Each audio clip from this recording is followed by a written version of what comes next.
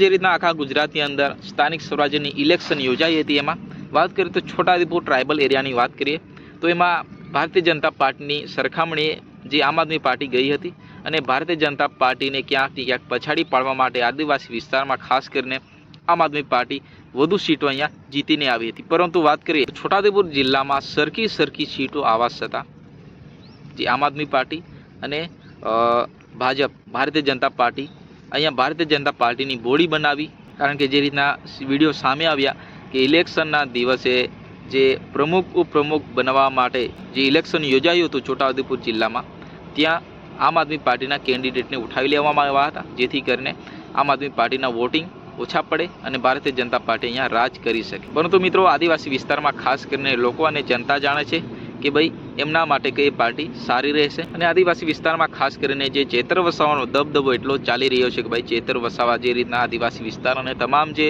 મુશ્કેલીઓ જે પડતી હોય છે, અત્યાચાર, ભ્રષ્ટાચાર, અન્યાય સામે ચેતર વસાવા લડી લેવાના મૂડમાં અહીંયા ઉતરી આવતા હોય છે। એના માટે જ આદિવાસી વિસ્તારના તમામ જે લોકો ચેતર વસાવા પર ફિદા થઈને ચેતર વસાવા જે પાર્ટીમાં જોડાયા હતા, જે આમ આદમી પાર્ટી, એ પાર્ટીને અહીંયા સપોર્ટ કરવા માટે આદિવાસી વિસ્તારના લોકો છે, એ જનતા છે, અહીંયા મેદાને ઉતરી હતી અને ક્યાંક ને ક્યાંક એ જનતાનો પાવર એ ઇલેક્શનમાં બતાવ્યો હતો। હવે ચેતર વસાવા કાયમ માટે આમ આદમી પાર્ટીમાં જ રહેશે કે પછી ભારતીય જનતા પાર્ટીમાં અથવા અન્ય કોઈ બાપ પાર્ટીમાં કે પછી પોતાની પાર્ટી બનાવશે, એ તો આવનારો સમય બતાવશે। પરંતુ જે રીતના લોકો જનતા પાર્ટીને નથી જોતા, માત્ર એક નેતાને જોવે છે, ભાઈ અમારા માટે કયો નેતા સારું કામ કરે છે। તો મિત્રો, જે રીતના ચેતર વસાવાથી ફિદા થઈને લોકો જનતા ખૂબે વોટ આપ્યા હતા સ્થાનિક સ્વરાજ્યની ઇલેક્શનમાં, એ રીતના તાલુકા અને જિલ્લા પંચાયતના ઉમેદવારો અહીંયા આમ આદમી પાર્ટીની સીટ જે છોટાઉદેપુર જિલ્લાના કવાંટ, નસવાડી, બોડેલી, સંખેડા અને નસવાડીમાં તાલુકા અને જિલ્લા પંચાયતમાં ઉમેદવારોને ક્યાંક ને ક્યાંક જીતાવી અને એમનું મનોબળ વધાવ્યું હતું। તો મિત્રો, અહીંયા જે રીતના સોશિયલ મીડિયાની અંદર જે વિડીયો અને એક પોસ્ટ વાયરલ થઈ રહ્યા છે કે ભાઈ છોટાઉદેપુર એક આખો ટ્રાઇબલ એરિયો છે, એમાં આમ આદમી પાર્ટી હવે આવનારા દિવસોમાં જે 2027ની વિધાનસભાની ઇલેક્શન આવી રહી છે, એમાં પોતાના ધારાસભ્ય બનાવવા માટે ફરી અહીંયા મજબૂતાઈથી લડશે। જે રીતના સંખેડા વિધાનસભાના ઉમેદવાર જે બનવા જઈ રહ્યા છે રસિકભાઈ ડુંગરાબીલ, જે કુકરદાના જિલ્લા પંચાયતમાં ઉમેદવાર છે અને આમ આદમી પાર્ટીના સંખેડા વિધાનસભાના સહ પ્રભારી પણ છે।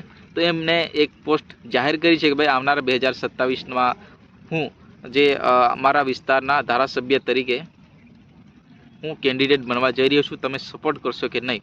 તો અહીંયા જે રીતના એમને પોસ્ટ મૂકી છે, એ પોસ્ટ દ્વારા લોકો અને જનતાનો એક જવાબ મળ્યો છે કે ભાઈ અમે જે ચેતર વસાવાના વિચારધારા સાથે ચાલનારા તમામ જે ઉમેદવારોને, તમામ જે નેતાઓને અહીંયા અમે સપોર્ટ કરવાના છે। પરંતુ ખરેખર 2027ની વિધાનસભાની ચૂંટણી આવવાની છે, એમાં જનતા અને લોકો ફરી એ પોતાનો એક પાવર લોકશાહીના જે પર્વ ઉપર લોકો અને જનતા ખૂબે વોટ આપશે। એ પણ કઈ પાર્ટીને તો આવનારો સમય બતાવશે। પરંતુ જે રીતના આદિવાસી વિસ્તારના લોકો છે, એ ભારતીય જનતા પાર્ટીને અને ખાસ કરીને આમ આદમી પાર્ટીને અહીંયા જે સપોર્ટ કરી રહ્યા છે, એવું આપણને જોવા મળ્યું છે। કારણ કે સરખી સીટો જે સ્થાનિક સ્વરાજ્યની ઇલેક્શનમાં આવતા આપણને એક અંદાજ આવી શકે ભાઈ આવનારા સમયમાં કદાચ આમ આદમી પાર્ટી હજુ વધુ મજબૂતાઈથી લડશે। તો મિત્રો, ક્યાંક ને ક્યાંક વિડીયો પસંદ આવે તો વિડીયોને લાઈક કરો, ચેનલને સબસ્ક્રાઈબ કરો, વધુ શેર કરો। ફરી મળીએ નેક્સ્ટ વિડીયોમાં। જય હિન્દ, વંદે માતરમ।